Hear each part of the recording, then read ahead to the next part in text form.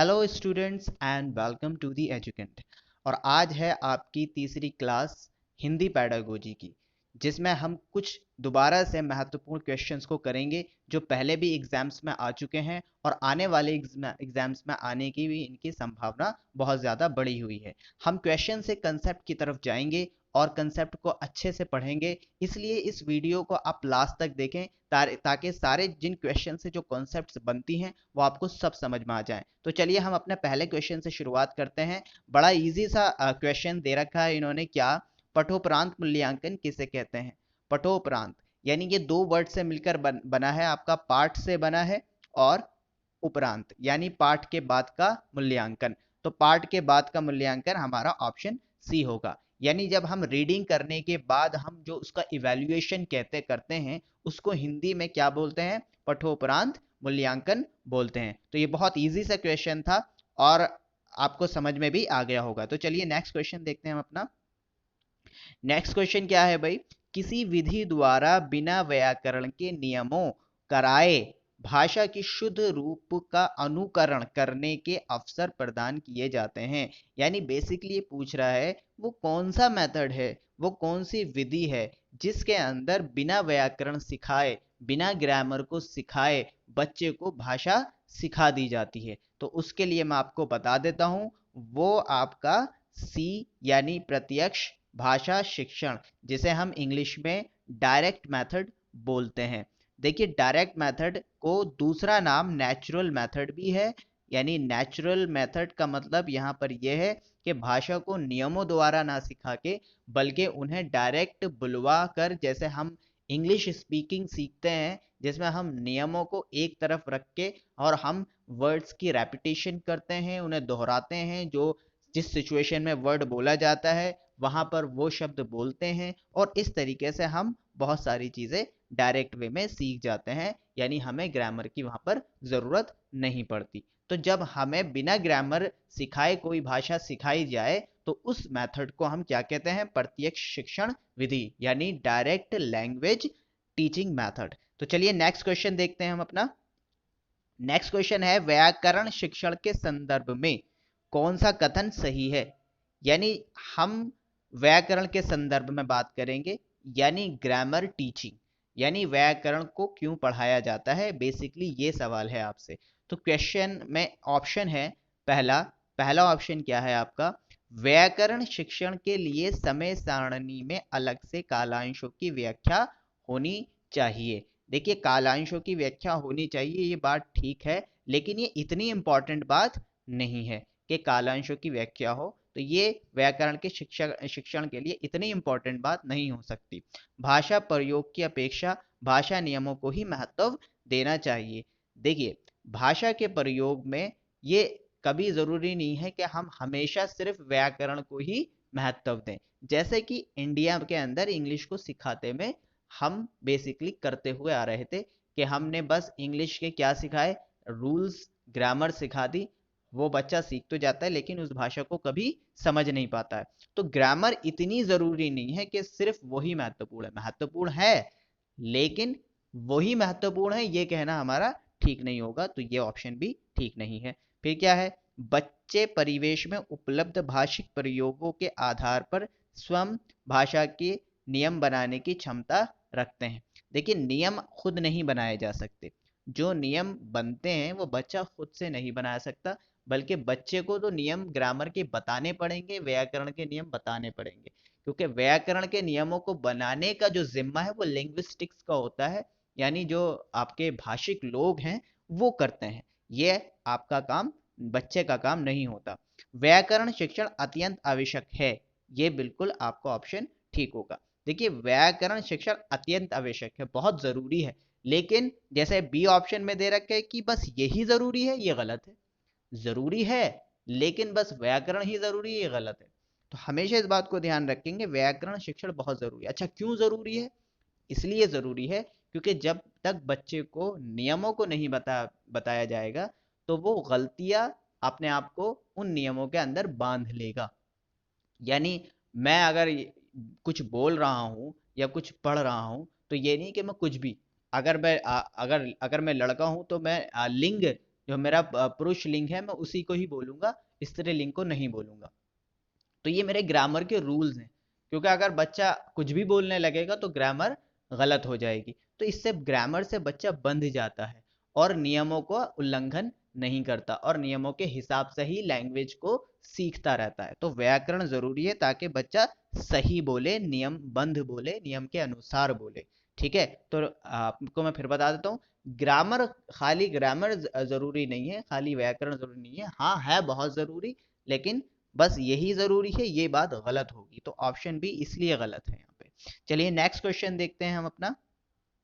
स्कूलों में प्राय व्याकरण शिक्षण नीरस व अरुचिकर हो जाता है। देखिए स्कूलों में ज्यादातर हमने देखा है जो ग्रामर पढ़ाई जाती है वो बहुत बोरिंग होती है, वो बच्चे इंटरेस्ट लेने के लिए तैयार ही नहीं होते। इसकी एक्चुअली वजह ये होती है कि बच्चों को जो हमें पुस्तकें पढ़ाई जाती हैं, पुस्तकों के हिसाब से ही व्याकरण पढ़ा दी जाती है कि भाई ये लिखवा दिए रूल्स पुस्तक में से, जो लिखे होते हैं वही बोर्ड पर लिखा और बच्चों को बता दिया। तो ये चीज़ जो है वो बहुत ही बेकार होती है, बच्चा इसमें रुचि बिल्कुल भी नहीं लेता है, क्योंकि ग्रामर बहुत इंटरेस्टिंग है और आप उसे इंटरेस्टिंग नहीं करोगे और उसे बहुत बोरिंग कर दोगे तो बेसिकली बच्चे के लिए वो बोरिंग ही होगी। तो ऑप्शन अगर हम देखेंगे तो व्याकरण को सिखाने के लिए प्राय पुस्तक प्रणाली का सहारा लिया जाता है, ये ऑप्शन ठीक है। क्योंकि ये जो प्राय पुस्तक है, पुरानी पुस्तक है, ये इनका सहारा लेके, पुस्तकों का सहारा लेके ग्रामर पढ़ा दी जाती है। हमें भी इस बात को अच्छे से पता है क्योंकि हम भी पढ़ चुके हैं, लेकिन अब तो बहुत एजुकेशन के अंदर रेवोल्यूशन आ गया, अब ग्रामर उस तरीके से नहीं पढ़ाई जाती। लेकिन जो हमने पढ़ा है कि ग्रामर की एक बुक ली थी, चाहे वो हिंदी हो चाहे वो इंग्लिश हो, बस हमें वैसे पढ़ा दिया जाता है कि रूल्स रटवा दिए जाते हैं या बोर्ड पर लिखवा के बता दिया जाता है, तो बहुत अरुचिकर हो जाता है, बिल्कुल डिस इंटरेस्ट जिसे बोलते हैं वो आ जाता है। तो बच्चों को अलग अलग तरीके से ग्रामर को सिखाना चाहिए, यानी विजुअल ऑडियो टेक्निक यूज करनी चाहिए, भाई स्मार्ट क्लासेस का यूज होना चाहिए। ठीक है, बोल बोल कर ग्रामर को, व्यवहारिक ग्रामर जैसे कहते हैं ना, प्रैक्टिकली हमें उन्हें सिखाना होगा। हम थियोरेटिकल उन्हें समझाते हैं, तो जब तक प्रैक्टिकल हम उन्हें नहीं समझाएंगे वो ग्रामर उनके लिए बोरिंग ही रहेगी। आप कुछ भी देख लीजिए, आपकी क्लासेस जो आपके इतने स्मार्ट क्लासेस हो गई हैं, हम इतनी सारी चीज़ें पढ़ते हैं। फॉर एग्जाम्पल अगर हमें जियोग्राफी भी पढ़नी है तो हम मैप से पढ़ते हैं, स्मार्ट बोर्ड है हमारे पास, मैप दिखाते हैं उसमें सारी चीज़ें आ जाती हैं, तो वो बहुत इंटरेस्टिंग लगता है। और यही चीज़ आप अगर खाली बुक में पढ़ोगे और बुक में लिखी हुई चीज़ें पढ़ोगे तो वो आपके लिए इंटरेस्ट पैदा नहीं करेगा। तो ये बेसिक इसमें बात है। चलिए नेक्स्ट क्वेश्चन देखते हैं हम अपना। नेक्स्ट क्वेश्चन है, सूक्ष्म विवेचन नियमित व्याकरण किसे कहते हैं? सूक्ष्म व्याकरण नियमित विवेचन किसे कहते हैं? ऑप्शन है इसके, ये बच्चों की पढ़ी या सुनी बातें होती हैं, बोलचाल और लिखित भाषा में जिन नियमों का प्रयोग किया जाता है। बिल्कुल ठीक ऑप्शन है, यानी जब हम बोलते हैं और जो लिखते हैं, ठीक है, उनमें जो हम नियमों का प्रयोग करते हैं उसे बोलते हैं हम क्या? सूक्ष्म विवेचन नियमित व्याकरण, और जिसे हम प्रैक्टिकल ग्रामर भी बोलते हैं। इसे हम प्रैक्टिकल ग्रामर बोलते हैं, यानी जब हम बोलते में और लिखते में जो नियमों का पालन करते हैं, नियमों को बोलते हैं, क्योंकि जब हम बोलते हैं, इंग्लिश बोलते हैं, तो ज़रूरी नहीं है हम पहले नियम याद रखते हैं, बल्कि वो चीज़ें हमारी ज़बान पर होती हैं, सुनी हुई होती हैं। तो इसी सुनी हुई बातों को एकदम से बोल देना, लिख देना, इसको हम प्रैक्टिकल ग्रामर बोलते हैं, यानी व्यवहारिक व्याकरण, प्रैक्टिकल ग्रामर। हमेशा इस बात को आप ध्यान रखेंगे। और इस प्रैक्टिकल ग्रामर को ही हम क्या बोलते हैं? सूक्ष्म विवेचन नियमित व्याकरण। इस बात को हमेशा ध्यान रखना, सूक्ष्म विवेचन नियमित व्याकरण को ही हम क्या कहते हैं?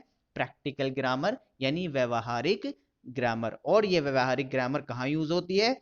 बोल चाल और लिखित भाषा में यूज की जाती है, इस्तेमाल की जाती है। चलिए नेक्स्ट क्वेश्चन देखते हैं। नेक्स्ट क्वेश्चन है आपका, भाई फ्लैगन ग्राफ पर क्रमबद्ध रूप में व्याकरण के लिंग, वचन, कारक आदि के भेदों को के रूप में संदर्भित किया जाता है, वो क्या है? भाई चार्ट होता है वो, हमेशा इस बात को ध्यान रखना। ये फ्लैगन ग्राफ जो होता है जिसके अंदर कॉलम्स बने होते हैं, वचन के, कारक के, लिंग के, ठीक है, तो उसमें ये बताया जाता है कि भाई ये आपका संज्ञा है, ये सर्वनाम है, ये वचन है, ये कारक है, ये क्रिया है, उसको अलग अलग उसके रूप चार्ट में बनाकर दे दिए जाते हैं ताकि बच्चा उन्हें अच्छे से समझ ले और वो उसके लिए थोड़ा इंटरेस्टिंग लगे और रूल सारे उसके सामने आ जाए। तो हम जैसे रूल्स ग्रामर के, इंग्लिश की ग्रामर का भी चार्ट बना लेते हैं, ठीक है, ये नाउन के ये रूल हैं, प्रोनाउन के ये रूल हैं, वर्ब इसे कहते हैं, तो ऐसे ही चार्ट हिंदी में भी बन जाता है। तो इसी चार्ट को फ्लैग एंड ग्राफ बोलते हैं और ये इसलिए बनाया जाता है ताकि ग्रामर को सीखने में थोड़ा इंटरेस्ट पैदा हो जाए, क्योंकि ग्रामर को सीखने में सारी दिक्कत यही होती है कि बच्चे इंटरेस्टिंग नहीं होते उसे सीखने के लिए। चलिए नेक्स्ट क्वेश्चन देखते हैं। हिंदी साहित्य के इतिहास के संबंध में modern vernacular literature of Hindustan किसने लिखी थी? ये लिखी थी जॉर्ज अब्राहम गियर्सन ने। गियर्सन ने जो ये बुक लिखी है, ये इतिहास यानी हिंदी इतिहास की सबसे पहली बुक है, ये ध्यान रखना। सबसे ओल्डेस्ट बुक है ये, जो लिखी थी जॉर्ज अब्राहम ने, और ये हिंदी साहित्य के इतिहास की, यानी जो हमारा हिंदी साहित्य है, हिंदी लिटरेचर है, उसकी जो हिस्ट्री की सबसे पुरानी बुक है वो यही है। कौन है? Modern vernacular literature of Hindustan, इन्होंने लिखी, और इनका नाम है जिन्होंने लिखी है जॉर्ज अब्राहम गियर्सन। इस बात को हम ध्यान रखेंगे। चलिए नेक्स्ट क्वेश्चन है, and it is the last question, और मुझे लगता है अब आपको समझ में आ रहा होगा कि किस तरीके से क्वेश्चन से कंसेप्ट को हम सीखते हैं। कहानी सुनने से क्या होता है? बच्चों की कल्पना शक्ति व चिंतन शक्ति का विकास होता है। बिल्कुल ऑप्शन ये ठीक है। बच्चे प्रसन्न होते हैं, ये कोई ऑप्शन नहीं है कि बच्चों को खुश करने के लिए कहानियां नहीं सुनाई जाती, बल्कि एक पर्पज होता है बच्चों को कहानियां सुनाने के लिए। बच्चे कक्षा में एकाग्रचित होकर शांत बैठ जाते हैं, तो शांत बैठाने के लिए हम कहानियां नहीं सुनाते। बच्चे अनुशासित रहते हैं, अनुशासन का भी कोई मतलब नहीं है। कहानी सुनाने का जो एक पर्पज है वो सिंपल ये है कि बच्चे कल्पना शक्ति, यानी आप देखते हैं ना, जब हम कोई कहानी सुनते हैं तो हम कितनी इमेजिनेशन करने लगते हैं, हम खुद कितनी इमेजिनेशन करने लगते हैं, तो बच्चे की इमेजिनेशन बहुत बढ़ जाती है। जब आप भी सुना होगा, जब आप अपने दादा दादी या माँ बाप से कहानियां सुनते थे, तो वो जब कोई कहानियां सुनाते तो हम उस कहानी में कितना इमेजिन करते थे, कितना घुस जाते थे।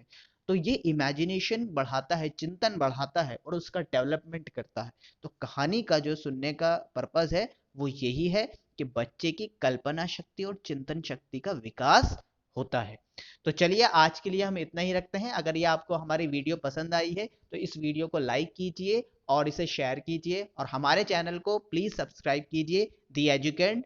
और अगर आपने सब्सक्राइब कर लिया है तो बेल आइकन को जरूर बजाएं, क्योंकि इससे हमारी कोई भी नई वीडियो जब आएगी तो आपको उसका पता लग जाएगा। तो चलिए, thank you so much for being here.